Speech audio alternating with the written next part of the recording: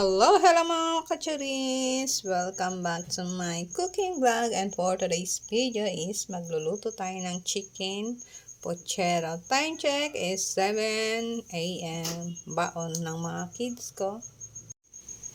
Iprito ko muna yung saba, saging na saba.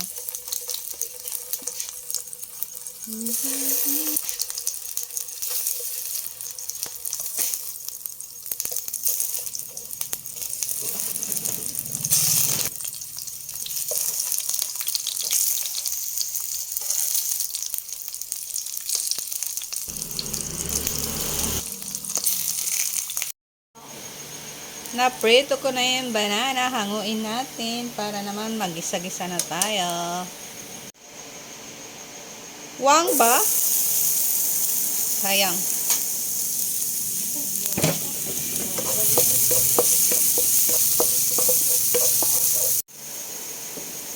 Sibuyas. Syempre, malamang sibuyas yan. Ukay-ukayin.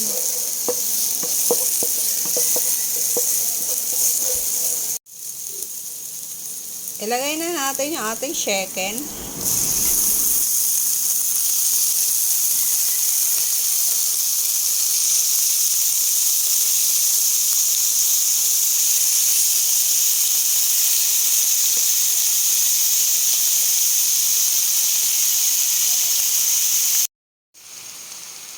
Maglalagay ako ng paminta powder.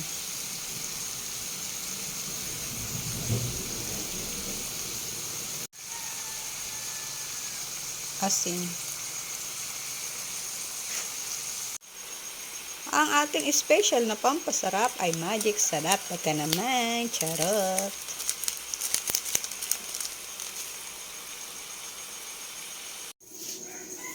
Baliktarin natin yung chicken mga kacharis.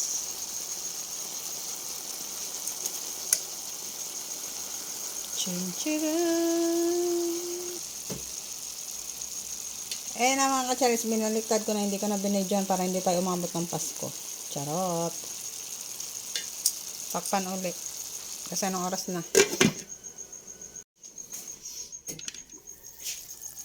Check na natin mga kacharis. Nagtubig na yung ating chicken. Ayan o. Mag-a-apply nga pala akong singer. Charot. Baka batuin tayo ng kamatis. Tomato paste para maging makulay ang mundo. Charot.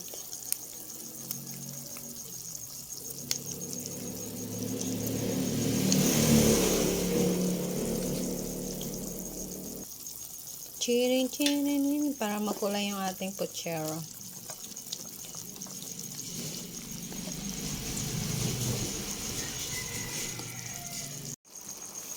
Lagay ko yung banana. Kasi hindi pa siya hindi pa siya masyadong luto. Prinito ko lang na slice lang.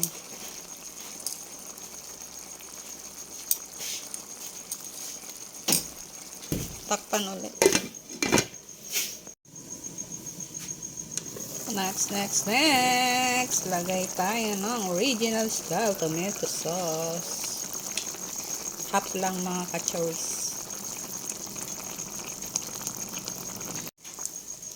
Mix.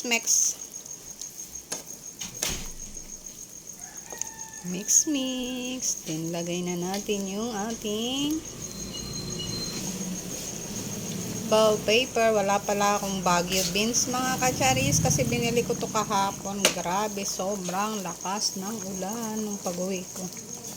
Kaya naman hindi ko na kumpleto yung sahog, pero okay lang yan basta may tomato sauce at saka saba. Pochero yan. Charot. Takpan. Lutuin ng 100 years. Lagay ko na yung sangatutak na repolyo. Kamayin na lang. Nalaglag na. Ayan. Huwag haluin. Takpan agad. Tignan na natin mga kacharis kung nalunod na yung repolyo ba para mahalo natin. Charong. Ayan. Ayan na. Siyempre haluin natin. ng maigi. Mamaya na nga kasi wala akong cellphone stick. Ayan na mga kacharis, nahalo ko na siya. Medyo lulutuin ko pa siya ng mga very light lang. Mga 1 minute siguro kasi yung ating repolyo is crunchy pa, ayaw ng anak ko niyan. Gusto niya luto. Gising na yung mga anak ko mga mi. Check ko na yung ulam natin. Yan, pwede na yan. Patay na natin yung apoy.